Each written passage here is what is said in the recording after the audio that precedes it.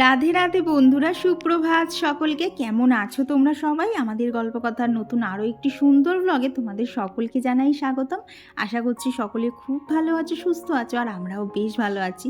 আর আজকে যেদিনের ভিডিওটা শেয়ার করছি এটা ছিল বৃহস্পতিবারের ব্লগ।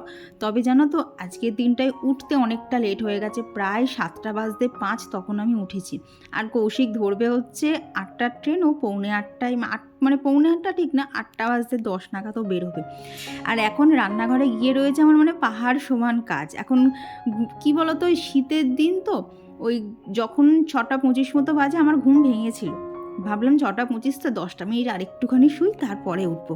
ওই 10 মিনিট করতে গিয়ে কিন্তু এতটা লেট হয়ে গেছে। দেখো আমি কি তাড়াতাড়ি ব্রাশ করছি, আমার কাছে এখন ব্রাশ করাটাও মনে হচ্ছে না একটা বিশাল বড় কাজ, এত তাড়াহুড়োর মধ্যে ছিলাম। আর ইদানিং করে এত ঠান্ডা পড়ে গেছে না, এই যে মুখ চোখগুলো ধুলাম, তারপরে যদি একটুখানি কোনো ময়েশ্চারাইজার অ্যাপ্লাই করা না হয় এত টান ধরছে। আর জানো তো, আমি যে কি ক্রিমগুলো ইউজ করতাম অনেক কটাই শেষ হয়ে গেছে, কিছু অর্ডারও দেওয়া হয়েছে। তাই সেই জন্য এখন জংশন বেবিটা দিয়েই কাজ চালিয়ে নিলাম। তবে এটা খুব একটা খারাপ না, এটাও কিন্তু স্কিন ময়েশ্চারাইজ রাখতে অনেকটা হেল্প করে। তো তারপর কোনো দিকে না তাকিয়ে সোজা চলে এসেছি রান্নাঘরে। এই দেখো, এদিকে চুনো মাছটা ফ্রিজ থেকে বার করে জল দিয়ে ধুয়ে নিয়েছি। তারপর এখানে পেঁয়াজকলি বেগুন গতকাল রাতেই কেটে রেখেছিলাম। আর একজন দিদিভাই বলেছিল এই আলুটা যদি গতকাল রাতে কেটে রাখতে হয় তাহলে একটু নুন জলে ভিজিয়ে রাখতে। দিদিভাই, তোমার টিপসটা হেভি কাজে লেগেছে। দেখো, এগুলো দেখে মনে হচ্ছে না আমি এক্ষুনি কেটেছি, কিন্তু একদমই না গো, এগুলো সমস্তটা গতকাল রাতের কাটা। দেখে মনেই হচ্ছে না। তোমাকে অনেক অনেক থ্যাংক ইউ এই এত সুন্দর একটা টিপস দেওয়ার জন্যে।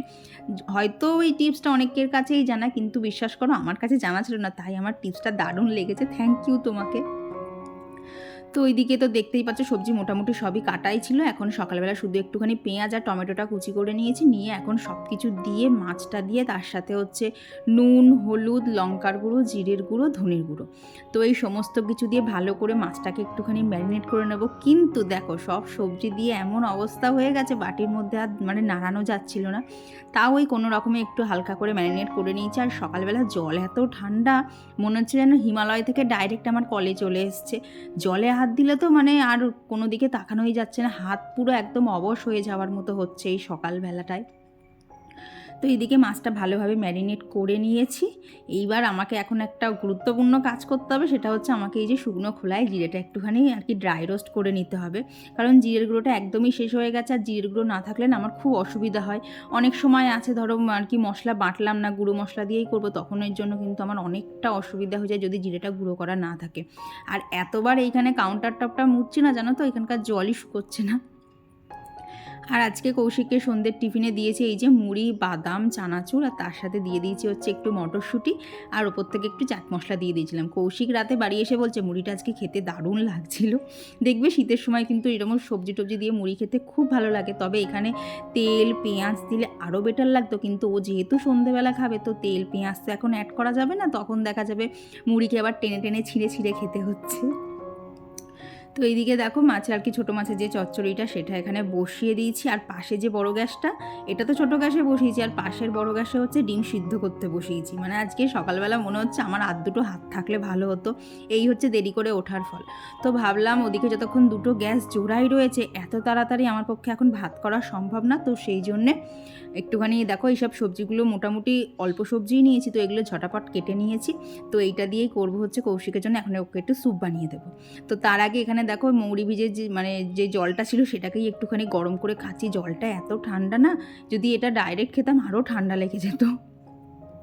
তো এখন এই দেখো এইখানে যে মাল্টিকুক কেটেলটা আছে তার মধ্যেই আজকে রান্নাটা করছি, কারণ ওদিকে দুটো গ্যাসই আমার জোড়া। আর এটাতে না এত তাড়াতাড়ি রান্না হয়ে যায়, কোনো দিকে তাকাতেই লাগবে না, সমস্ত কিছু দিয়ে বসিয়ে দাও আর এর দিকে তাকাতে লাগবে না। তো এদিকে বাটার নিয়েছি, তার মধ্যে পেঁয়াজ আর রসুনটা একটুখানি হালকা নাড়াচাড়া করে যে বাদবাকি সবজিগুলো ছিল সমস্ত সবজি একসাথেই দিয়ে দিয়েছি। দিয়ে অল্প একটু নাড়াচাড়া করে তার মধ্যে গোলমরিচের গুঁড়ো আর দিয়েছি নুন। তো সমস্ত কিছু দিয়ে আরও একবার ভালো করে নাড়াচাড়া করে ওই জাস্ট ধরো সবজির কাঁচা গন্ধটা চলে যাবে, তারপরে এখানে অ্যাড করে দিয়েছি পাস্তা। আর এইভাবে সমস্ত রকম সবজি দিয়ে পাস্তার স্যুপ খেতে তো ভীষণ ভালো লাগে। তো এখানে আমি এই যে ডিজানোর যে ফুসিলি পাস্তাটা আছে সেটাই এখানে ইউজ করে নিয়েছি। আর এর সাথে যেহেতু এটা আটার তৈরি, তো এটা জানো তো অনেকক্ষণ পেটটা ভরা থাকে। তো কৌশিককে ভাবলাম সকালবেলা চটজলদি এটাই বানিয়ে দেই। আর এই পাস্তাটার লিঙ্ক আমি ডিসক্রিপশন বক্সে দিয়ে দিয়েছি, তোমরা একবার ট্রাই করে দেখতে পারো। আর অনেকে তো বলেওছো ট্রাই করেছো, তোমাদের অনেককে অনেক ভালো লেগেছে। এই কমেন্টগুলো জানো তো আমার খুব ভালো লাগে, যে যখন তোমাদেরকে কোনো একটা জিনিস সাজেস্ট করিস আর সেটা যখন তোমাদেরও অনেকটা কাজে লাগে, তখন জানো তো সেই কমেন্টগুলো পেয়ে আমার ভীষণ ভালো লাগে। তো স্যুপটা ফুটে গেলে ওখানে একটু কর্নফ্লাওয়ার দিয়ে দিয়েছিলাম। তারপর এই দেখো নামিয়ে জাস্ট ওপর থেকে একটুখানি ধনেপাতা কুচি দিয়েছি। মানে ঠান্ডার সকালে এরকম গরম গরম মানে স্যুপ একদম মানে স্বর্গীয় সুখের মতো লাগে। তো ওটা এখন অনেকটাই গরম রয়েছে, ওটা ওখানে রেখে দিয়ে এসেছি, কৌশিক পরে খাচ্ছে। তো এইদিকে তখন দেখলি না জিনিসটা ড্রাই রোস্ট করেছিলাম, তো সেটাকেও এখানে গুঁড়ো করে নিয়েছি, দিয়ে এখন আগে কৌটোর মধ্যে ঢেলে নিলাম, নাহলে কখন দেখবো ওই কন্টেনারটা উল্টে পড়ে টরে গেছে, তখন সমস্ত জিরেটা নষ্ট হবে। আর এদিকে আমার মাছের তরকারিটাও হয়ে গেছে, আর ওপর থেকে এখন একটুখানি এতেও ধনেপাতা কুচি দিয়ে দেবো। শীতকালে প্রায় সব রান্নার মধ্যেই আমি ধনেপাতাটা দিই, কারণ ফ্লেভারটা দারুণ সুন্দর লাগে, বেশ একটা ফ্রেশনেস এনে দেয়। তো ওদিকে রান্নাবান্নার সমস্ত কিছু মোটামুটি কমপ্লিট। আজকে যে মানে কি স্পিডে কাজ করেছি তোমরা আমার মানে সামনে না দেখলে বিশ্বাস করবে না। আমি সারা রান্নাঘর আর মানে ফ্রিজ আর রান্নাঘর শুধু দৌড়াচ্ছি। আর কি যে করব আর কখন যে কোনটা করব বুঝে পাচ্ছি না। দেখো যার জন্য আজকে একটা রুটি ফোলেনি, এত তাড়াহুড়ো লেগে গেছিলো না এই টাইমটা। আজকে কৌশিক ওর টিফিনটা সমস্তটাই নিজেই প্যাক করে নিয়েছে, আমার আর সময় ছিল না হাতে। তো এই যে গরম গরম স্যুপ ওকে দিয়ে দিয়েছি, ওর মুখের এক্সপ্রেশন দেখে বুঝতেই পারছো ওর খেতে কেমন লাগছে। এমনিতেই কৌশিক এইসব জাতীয় জিনিসগুলো খেতে কিন্তু খুব পছন্দ করে, তাই মাঝে সাথে একটুখানি করে দিতে হয়, কারণ ওই তো সেই সপ্তাহে একটা দিন বাড়ি থাকে, ওই দিনের মধ্যে আর কত কিছু বলো তো একসাথে করে দেবো, তাই সপ্তাহের মাঝে মধ্যে এরকম একটু আধটু করে দেই। আর এই দেখো এদিকে আমার দুধটাও ফুটে গেছে, এটা দিয়ে করব হচ্ছে মুসলি। আর এদিকে অল্প করে করেছিলাম হচ্ছে ডাল, কারণ বাপি রুটি খাবে, তো তার জন্য ডাল তো আমার লাগবেই। তো এই হচ্ছে এখনকার ব্যাপার। তো এইটুকু করার পর জানো তো আমি মানে কি বলবো, তোমরা বিশ্বাস করবে না, আমি না একটু হাঁপ ছেড়ে বাঁচলাম। এই যে মুসলিটা দেখলে, এটাকে নিয়ে মানে ওইটুকু মুসলি কিন্তু আমি 15 মিনিট ধরে খেয়েছি, একটু করে। তো ওই মানে ওই মোমেন্টে না আমার খাওয়ার থেকে মনে হচ্ছে একটুখানি বসি, আর পাচ্ছি না, হাত টাত পুরো মানে কাঁপাকাঁপি করছে। তো কৌশিক বেরিয়ে গেছে, আমারও খাওয়া দাওয়া কমপ্লিট। আর এদিকে দেখো বেসিনের অবস্থা দেখেছে, এই সকালবেলা এত বাসন বেরিয়ে গেছে। তো এগুলো তো আমি কিছুই মাজবো না, সব ওই দিদি মাজবে। তো ওই সব বাসনগুলো না আমি জল দিয়ে ধুয়ে তারপরেই আর কি নামাই, না হলে না দেখবে ওই কোনো যদি খাবার লেগে থাকে না, তখন থালা বা বাটির সাথে যদি আটকে যায় না, পরে দিদিরই তুলতে কষ্ট হবে। তো সেই জন্য সমস্ত বাসন আমি জল দিয়ে ধুয়ে দিয়েছি, দিয়ে এই যে মাল্টিকুক কেটেলটা ছিল, তো সেটাকেও ভালো করে পরিষ্কার করে নিয়েছি, নিয়ে সোজা চলে এসেছি ওপরে। আর ওই দেখো ঘড়িতে দেখতেই পাচ্ছ কটা বাজে। আর এরই মধ্যে সকালবেলা যা ঠান্ডা ছিল, কুয়াশা ছিল জানো তো, আজকে দেখি হঠাৎ করে রোদ উঠে গেছে কুয়াশা কেটে গিয়ে। সেটা দেখে তো মানে আনন্দের সীমানায়, মনে হচ্ছে কতক্ষণে খাট বিছানাটা গুছিয়ে আর কি জানলাটা খুলবো। আর এদিকে জানো কি হয়েছে, এই যে একখানা মোজা নিয়ে আমি ঘুরছি, আর একটা মোজা খুঁজে পাচ্ছিলাম না। আসলে ব্যাপারটা কি হয়েছে বলো তো, রাত করে না আমি মোজা পরেই শুই, নাহলে আমার পা গরম হয় না। এইবার এই মোজাটা যেটা আর কি আমি পরি না, এটা খুব ভালো, মোজাটা একটুও ছেড়েনি, কিন্তু কৌশিক পরে পরে না ওই যে ইলাস্টিকটা থাকে, ইলাস্টিকটা আর কি ঢিলা হয়ে গেছে, তো যথারীতি ও আর পরে না। এবার মোজাটা একটুও ছেড়েনি, কিচ্ছু হয়নি, আমার না ফেলতে বড্ড মায়া লাগে। ওই জন্য ওই মোজাটা স্পেশালি রেখেছি হচ্ছে আমি রাতে পরে শোবো বলে। ওটা কিন্তু সারাদিনে আর একবারও ওটাকে পরি না, ওটা পরে শুধু আমি রাতে শুই। আর মোজাটা একটু মোটা ধরনের, তো খুব পা গরম হয়ে যায় আমার। তো সকালবেলা উঠে দেখি একটা পেয়েছি আর একটা পাচ্ছি না, আর যেহেতু ইলাস্টিক নেই, তো ওই রাত্রে কিন্তু ঘুমের মধ্যে খুলেও যায়। তো এই হচ্ছে ব্যাপার। তো এইদিকে বিছানাটা সম্পূর্ণ গোছানো হয়ে গেছে, এখন ব্ল্যাঙ্কেটটাকে এদিকে টান টান করে দিলেই হয়ে যাবে। বাবা সকালবেলায় মানে স্পেশালি শীতের সকালে বিছানা গোছাতে দেখবে কিন্তু অনেকটা সময় লেগে যায়। তবে তাড়াহুড়ো করছিলাম, এই যে ঘরের জানলাটা খুলে বলে, দেখেছো আজকে কত সুন্দর রোদ উঠেছে। দেখবে শীতকালের মধ্যে না যেদিনকে যখনই একটু বেশি রোদ হয়, মনে হয় না যেখানে যা জামা কাপড় আছে কেচে ফেলি, যেখানে যা রোদে দিতে হবে দিয়ে ফেলি। গরমকালে যে রোদটাকে আমরা দেখতে পারি না, রোদের জন্য এত কষ্ট হয়, শীতকালে সেই রোদটাকেই কিন্তু আমরা বড্ড মিস করি। তবে এখন করে দেখছি কুয়াশা জানো তো সকালের দিকে থাকলেও না, একটু এই ধরো 8:30 9টা বাজলেই কিন্তু ভালো রোদ উঠে যাচ্ছে। তো এখানে আমার খাট বিছানা একদম গোছানো কমপ্লিট। এইবার দেখো ঘরে কি সুন্দর রোদ আসছে, এই রোদটাতে তো এখন মানে বসতে খুব ইচ্ছা করছে, কিন্তু ওই যে আজকে বৃহস্পতিবার, তার মধ্যে রান্নাবান্না সারতে হবে, তার ফাঁকে আমাকে আর বাপিকে একটুখানি বেরোতেও হবে। তো কাজ রয়েছে অনেক, ইচ্ছা থাকলেও বসার মতো উপায় নেই। তো ঘরের মোটামুটি জানলা দরজা যা খোলার ছিল, যা গোছানোর ছিল সমস্ত কিছু হয়ে গেছে। অনেকগুলো জামা কাপড়ও ছিল, তো সেগুলো আর আজকে ভিডিও করিনি, সেগুলো সমস্ত অফ ক্যামেরাতেই গুছিয়ে নিয়েছি।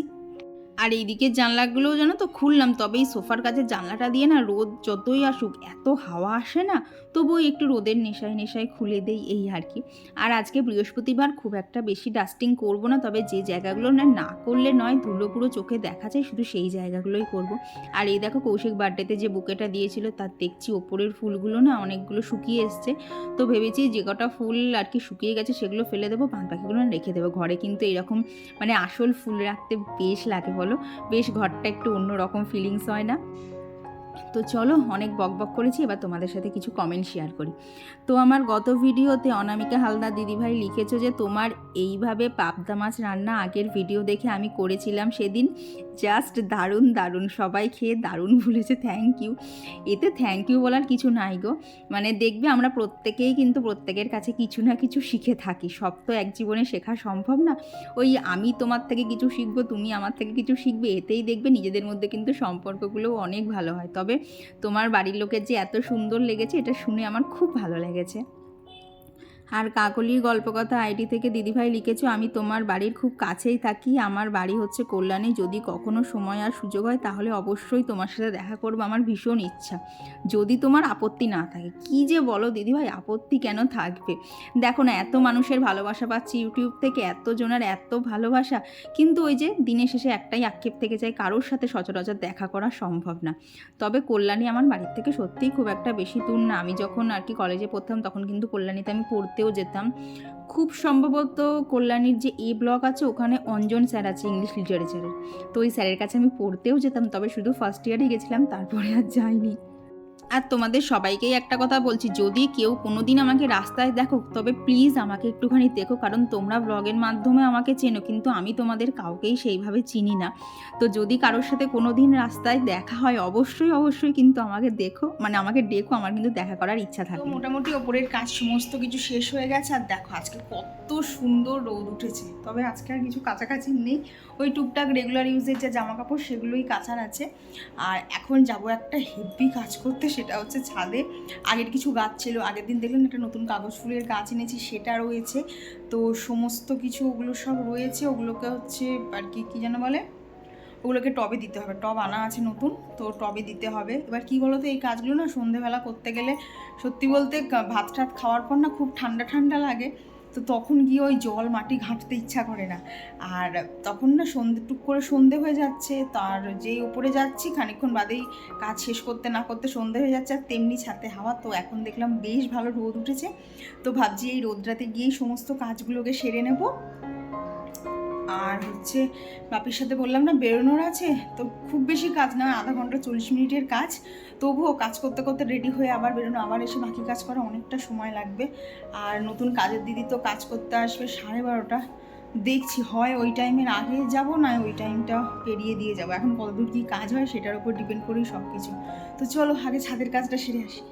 দেখো তোমাদেরকে বলি না, শীতকালে প্রচুর কালি বেরোয়, আর সেগুলো সব আমাদের বাড়ির দিকে আসে, এই দেখো এই রকম কালি, মানে এখন তো ছাদে এসছি বলে দেখতে পেয়েছি, সারাদিনে যে কতবার করে বেরোয়, তবে একটা না বেরোয় না, মানে বেশ খানিক্ষণ অন্তর অন্তর এইরকম কিন্তু পুরো কালো কালো ধোঁয়া বেরোয়। আর আমাদের এদিকের বাড়ির হাওয়াটাতে সম্পূর্ণ মিশে থাকে, যার জন্য গাছের পাতাগুলো জানো তো অনেক সময় কালো কালো হয়ে যায়। আমি তো মাঝে মধ্যে জানো গাছের পাতা ধুয়ে পর্যন্ত দেই, এত কালি আর ধুলো হয়ে থাকে। তো এই যে গাছ কটা নিয়ে বসে পড়েছি, এখন এই গাছ কটাকেই হচ্ছে, কিছু গাছ আছে রিপোর্টিং করতে হবে, আর কিছু গাছ হচ্ছে এরা এমনিতেই মানে প্যাকেটের মধ্যেই রয়েছে, ওদেরকে আর কি সব টবে দিতে হবে। তো এই যে কাগজ ফুলের গাছটা দেখছো ওটাকে দিয়েই এখন শুরু করলাম। তো তার আগে দেখো টবের ফুটোগুলোকে সমস্ত, একটা ভাঙা টব আরও ছোটো ছোটো করে ভেঙে নিয়েছি, তো সেইগুলো দিয়ে সমস্ত ফুটোগুলো বন্ধ করে দিয়েছি, দিয়ে ওপর থেকে এই যে মাটি দিয়ে দিচ্ছি।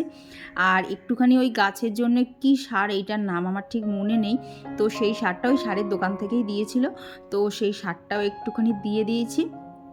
দিয়েই দেখো কানে গাছটা জানো তো ছাড়তে চাইছে না, এমন অবস্থা হয়ে গেছে। কবে এনেছি কিন্তু গাছটা বসানোই হচ্ছে না। আর এই যে প্যাকেটের মধ্যে দেখলে এর মধ্যে একটুখানি গোবর সার ছিল, মানে সামান্যই ছিল। আজকে এই গাছটাতে দিয়েই প্যাকেট শেষ। তবে যা খাবার একে দিয়ে দিয়েছি, আগামী ১ মাস একে আর কোনো খাবার দিতে লাগবে না। তো যেভাবে দেখলে এই গাছটা বসালাম, ঠিক সেমভাবেই এই পরে যে গাঁদা গাছটা দেখতে পাচ্ছ না, এত ফুল হয়েছে। তো এই গাছটাকে বসিয়েছি, তবে এর ক্ষেত্রে আর গোবর সারটা দিতে পারিনি, কারণ আর ছিল না। যেটুকু ছিল ওই কাগজ ফুল গাছেই দিয়ে ফেলেছি। এই গাঁদা গাছটায় জানো তো এই নিয়ে হচ্ছে ২য় রাউন্ডের ফুল হয়েছে। আগেও ১ রাউন্ড ঠিক এত ফুল হয়েছিল, তো সেই সব ফুলগুলো তুলে পুজো দিয়ে নিয়েছি। এগুলো হচ্ছে ২য় রাউন্ডের ফুল। গাছটায় এত ফুল ফোটে না, তো দেখলাম আর না একে ফেলে রাখা ঠিক হবে না, এবার একে একটুখানি টবে দিই। আর এই দেখো, এই দিকে যে বড় গাছটা দেখতে পাচ্ছ আমার হাতে, এখন এর নামটা আমার ঠিক মনে পড়ছে না।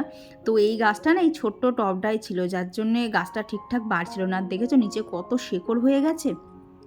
দেখো পুরো মনে হচ্ছে না ওই মানে সেই মশার কয়েল বলে, ঠিক সেই রকম। তো এত শেকড় হয়ে গেছে, তো ওগুলোকেও সমস্ত ছাড়িয়েছি। ছাড়িয়েই দেখো যে টবে যে গাছটা বসানো সেগুলো কিন্তু সমস্ত বসিয়ে নিয়েছি। কিছু টব এখানে ভাঙাচোরাও আছে, ওই কাজ চলে যাচ্ছে রেখে দিয়েছি এরকম। তবে এগুলো সব তোমাদের সাথে শেয়ার করিনি, কেন বলো তো? দাঁড়াও একটুখানি বাদে দেখাচ্ছি। এই দেখো ভাঙা ঝুড়িটাকেও বাদ দেয়নি, প্যাকেট দিয়ে ওর গায়েও একটা গাছ বসিয়ে দিয়েছি। তো তো এগুলো শেয়ার করিনি। এই দেখো ওই যে বড় গাছটা দেখলে না, ওই গাছটার মধ্যেই এত মোটা মোটা আর কি কেঁচো ছিল, যার জন্যে গাছটা আমার ঠিকঠাক বাড়ছিল না। কারণ যাই খাবার দেই না কেন, ওই কিন্তু গাছে ওই মানে কেঁচোতে খেয়ে নিচ্ছিল আর কি। গাছের রসগুলো তো কেঁচোতেই ওই শেকড় থেকে খেয়ে নেয়। তো যাই হোক, গাছটাকে আজকে রিপোর্টিং করতে গিয়ে একটা অনেক বড় কাজ হলো। আমার গাছগুলোকে এইভাবে বেঁচে যাবে।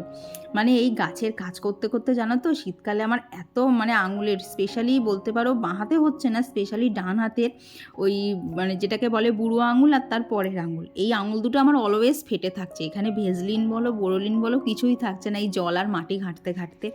সবসময় তোমাদের সাথে শেয়ার করা হয় না, কিন্তু টুকটাক গাছের কাজ আমি সবসময় কিন্তু করতেই থাকি। আর যার জন্য দেখো আমার প্রত্যেকটা গাছে এত ভরে ভরে ফুল এসছে।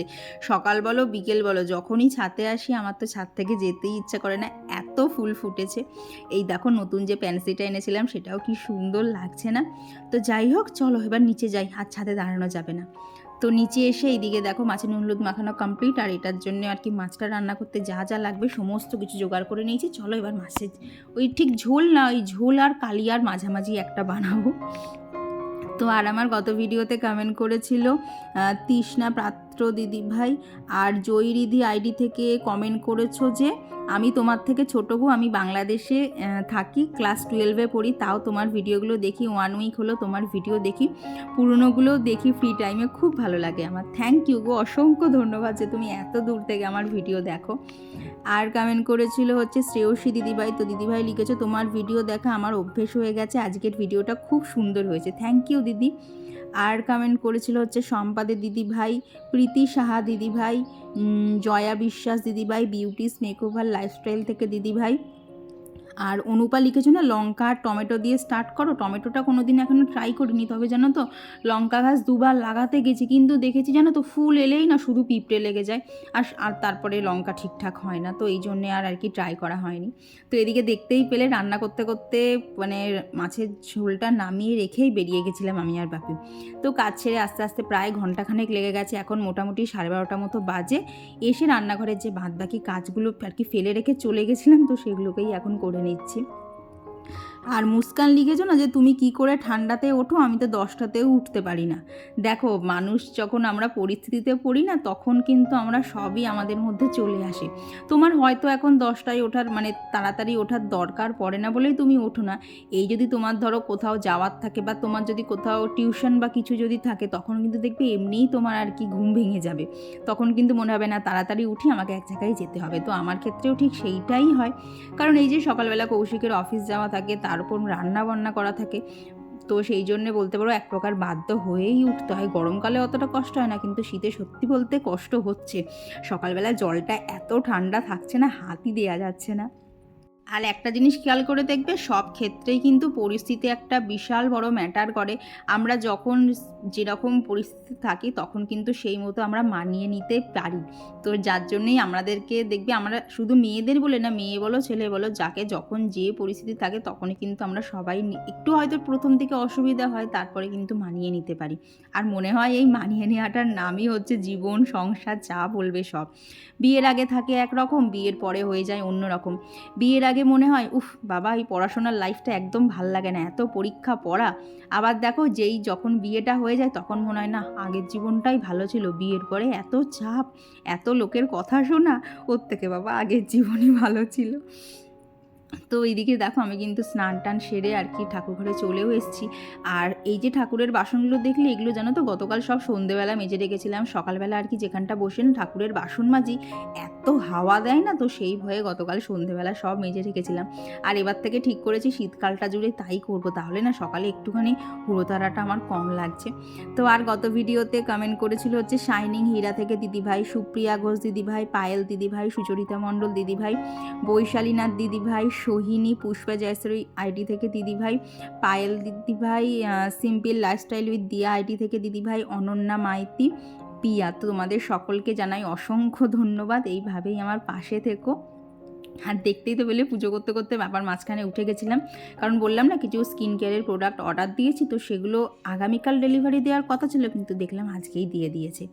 তো সেটাকেও রিসিভ করে নিতে হলো, কারণ সেই বাইসে কতক্ষণ দাঁড়িয়ে থাকবে, মানে পুজো করতে বসে আমি উঠবো না, এই সব ধারণার চেপে রাখলে তো আর হবে না। তো এদিকে দেখো, আমার কিন্তু ঠাকুরকে পুজো দেওয়াও হয়ে গেছে। আর ইদানিং করে আমাদের এখানে ফুলের এত দাম না, ঠাকুরকে যে একটু বেশি করে ফুল দিয়ে সাজাবো হচ্ছেই না, ফুলের আমাদের এখানে এখন খুব দাম। তো এইদিকে আমার পুজো দেওয়াও কমপ্লিট। তো চলো এবার বাদবাকি একটুখানি মানে লাঞ্চটা করে একটু রেস্ট নিয়ে নেই, তারপরে আবার দেখা হচ্ছে। তো এরপর আবার তোমাদের সাথে দেখা হচ্ছে সন্ধেবেলা। ওই যে দুপুরবেলা ঠাকুরের ওখানে পুজো দিয়েছিলাম, তো সেই ফল, চিড়ে, মুরগি সব কিছু ছিল, এইটাই আজকে আমার সন্ধ্যের টিফিন। তো এইটা করতে করতে মানে এটা খেতে খেতে আজকে এই সিনেমাটাই দেখছিলাম, ক্যাওস। জানো তো বেশ ইন্টারেস্টিং লাগছিল, তবে পুরোপুরি আমি দেখিনি, এটা রেখে দিয়েছি শনিবারে কৌশিক আমি একসাথে দেখবো বলে। তো এরপর কৌশিক বাড়ি চলে এসেছিলো, আমাদের ডিনারও কমপ্লিট। এখন এই যে আমার রাতের যে স্কিন কেয়ারটা সেটাই এখন করে নিচ্ছি, খুব চটজলদি। মানে আগে আরও প্রোডাক্ট ইউজ করতাম, শীত বলে আর কিচ্ছু না, জাস্ট নাইট ক্রিম আর একটুখানি বডি লোশন, এই দিয়েই হচ্ছে আমার রাতের স্কিন কেয়ার আপাতত ডেলি এইভাবেই কমপ্লিট হচ্ছে। স্কিন কেয়ার একদম কমপ্লিট। দেখো মুখটা কতটা পরিষ্কার লাগছে, মানে এই ক্রিমটা মাখলেই না এত তাড়াতাড়ি মুখটা পুরো মানে চেঞ্জ হয়ে যায়, কি বলবো। তো এখন বাজে হচ্ছে 11টা পুরোপুরি। আর বিছানার মধ্যে দেখো ঠিক এই জায়গাটাতে আমি বসেছিলাম, ঠিক ব্ল্যাঙ্কেটটা ওইভাবেই রয়েছে। এখন তো শীতের দিন, যতই খাট বিছানা গুছিয়ে রাখি, ওই বসতে গেলেই মনে হয় একটু ব্ল্যাঙ্কেটটা ছড়িয়ে বসে, তখনই আবার সব এলোমেলো হয়ে যায়। তো ঠান্ডা আজকেও আছে, তবে মনে হচ্ছে আগের দিনের থেকে একটু কম, নাকি বেশি আমি জানি না, কারণ যতক্ষণ আমি নিচে কাজ করছিলাম, খাচ্ছিলাম, জল ঘাটছিলাম, খুব ঠান্ডা লাগছিল। ঘরে এসেও ইভেন ঠান্ডা লাগছিল, কিন্তু এই ক্রিম ডলতে দুলতে আমার দেখছি একটুখানি ঠান্ডাটা কম লাগছে। তো চলো আজকের ভিডিওটা এখানেই রাখছি। ভিডিওটা তোমাদের কেমন লাগলো অবশ্যই জানিও, ভালো লাগলে প্লিজ একটা লাইক করে দিও। তো চলো আজকের জন্য সবাইকে জানাই গুড নাইট, টাটা।